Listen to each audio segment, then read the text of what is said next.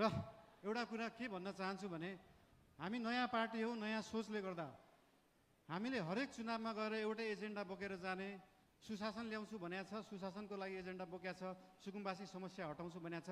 हामीले यही कार्यकालमा सुकुम्बासी समस्या समाधान गर्छौँ, यही कार्यकालमा सहकारी समस्या समाधान गर्छौँ। अर्को चुनावमा फेरि यही एजेन्डा बोकेर जाँदैनौँ।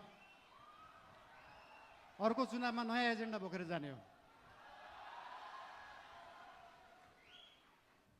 र भोलि पर्सि हुने चुनाव भयो अथवा केही भयो, चुनावमा कसैलाई सिसिएम बन्न मन लाग्छ, कसैलाई पदाधिकारी बन्नु भयो, ठिकै छ। बन्नु भएन भने पनि चिन्ता किन लिनु पर्दैन भन्दाखेरि हाम्रो गठबन्धनको सरकार होइन, हाम्रो एकल पार्टी सरकार हो।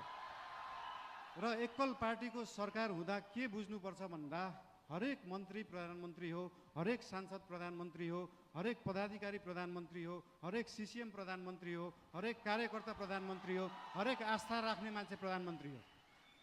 भोलि तपाईँले सिसिएम जित्नु भएन, म सिसिएम भएको भए यो गर्थेँ भन्ने छ भने आउनुहोस्, भन्नुहोस्, पार्टीलाई भन्नुहोस्। भोलि तपाईँ सांसद हुन सक्नु भएको छैन, म सांसद भएको भए यो काम गर्थेँ भनेर लिएर आउनुहोस्। तपाईँलाई जे गर्न मन लाग्छ यो पार्टीले गर्छ, यो सरकारले गर्छ।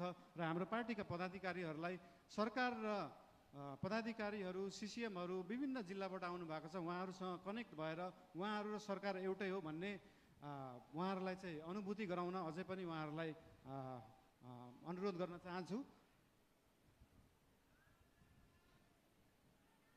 अझै बोलौँ, के गरौँ?